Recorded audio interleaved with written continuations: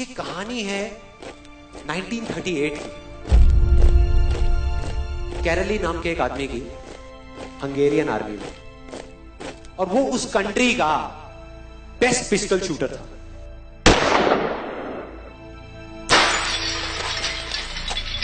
जितनी भी national championships हुई थी उस कंट्री में, उसको वो जीत चुका था।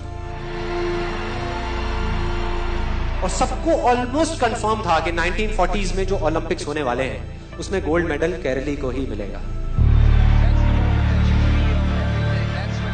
और उसने सालों से ट्रेनिंग करी थी। उसका एक ही सपना था, एक ही फोकस था कि मुझे अपने इस हाथ को दुनिया का बेस्ट शूटिंग हैंड बनाना है, बेस्ट बनाना है, बेस्ट बनाना है। और वो कामयाब हो गया, उसने बना लिया बेस्ट शूटिंग हैंड। सिर्फ 2 साल का फर्क था। 1938 में एक आर्मी का ट्रेनिंग कैंप चल रहा था। क्योंकि वो आर्मी में था तो एक एक्सीडेंट हो गया। उसके उसी हाथ में जिससे उसने गोल्ड मेडल जीतना था, उसमें एक हैंड ग्रेनेड फट गया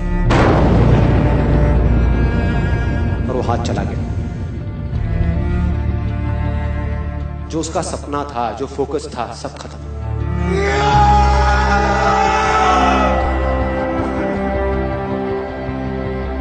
उसके पास 2 रास्ते थे। एक तो ये कि वो बाकी की पूरी जिंदगी रोता रहे और कहीं जा करके छुप जाए, या अपना जो गोल था जिस पे उसने फोकस किया हुआ था उसको पकड़ करके रखे। तो उसने फोकस किया उस पे नहीं जो चला गया था, जो उसके पास नहीं था। उसने फोकस किया उस पे जो उसके पास था।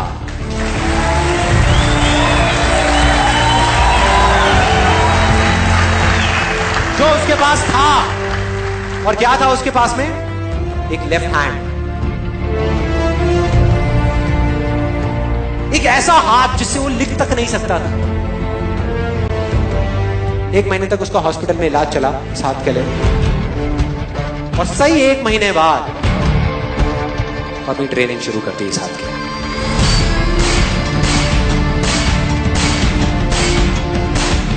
ट्रेनिंग के 1 साल बाद, मतलब कि 1939 में वो वापस आया।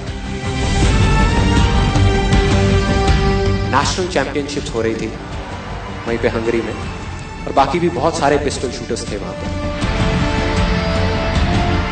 उन्होंने जा करके उसको कांग्रेचुलेट किया, कहा कि यार देखो, ये होता है जज्बा, ये होती है स्पोर्ट्समैन स्पिरिट, कि इतना सब कुछ होने के बाद भी तुम यहां पर आए हो हमको देखने के लिए और हमारा हौसला बढ़ाने के लिए। किसी को नहीं पता था कि वो 1 साल से अपनी ट्रेनिंग कर रहा था लेफ्ट हैंड की। और उसने जवाब दिया, मैं यहां पर तुम्हारा हौसला बढ़ाने नहीं आया, तुम्हारे साथ कॉम्पीट करने आया हूं, तुमसे लड़ने आया हूं, तैयार हो जाओ। और कंपटीशन हुआ।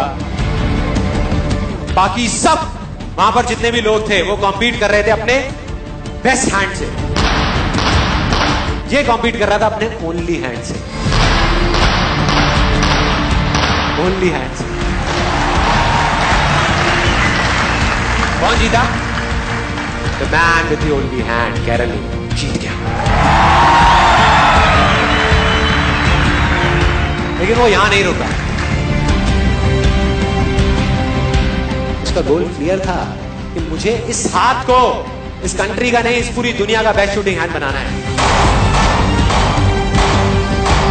उसने अपना सारा फोकस उठा करके डाला 1940 पे, जब ओलंपिक्स होने वाले थे। लेकिन 1940s के ओलंपिक्स कैंसिल हो गए वर्ल्ड वॉर की वजह से।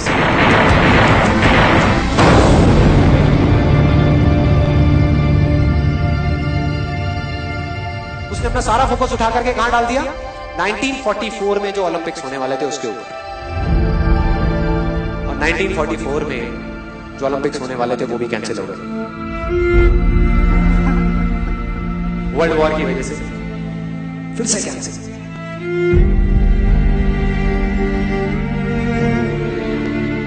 उसने अपना सारा फोकस उठा करके डाल दिया 1948 के ओलंपिक्स में। 1938 में उसकी एज थी 28 साल, 1948 में उसकी एज हो चुकी थी 38 इयर्स। और जो यंगर जो प्लेयर्स आते हैं निकल करके, उनसे कॉम्पीट करना मुश्किल होता चला जाता है। लेकिन मुश्किल नाम का ये वर्ड था ही नहीं उसकी डिक्शनरी में। वो गया, पूरे वर्ल्ड के बेस्ट शूटर्स आए हुए थे जो अपने बेस्ट हैंड से कॉम्पीट कर रहे थे, और ये अपने ओनली हैंड से कॉम्पीट कर रहा था। और कौन जीता? The man with the only hand.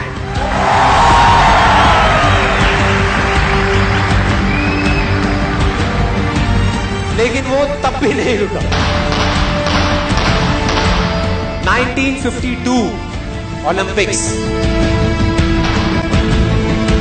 दोबारा कॉम्पीट किया उसने,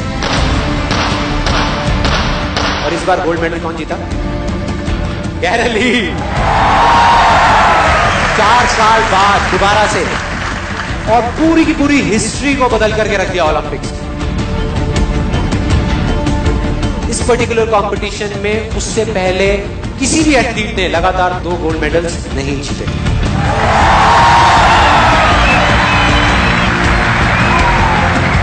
अब किसी भी लूजर के पास चले जाओ, उसके पास लिस्ट होगी बहानों की कि मैं इस वजह से फेल हुआ अपनी लाइफ में, इस वजह से मैं कुछ नहीं कर पाया, बहुत लंबी लिस्ट है।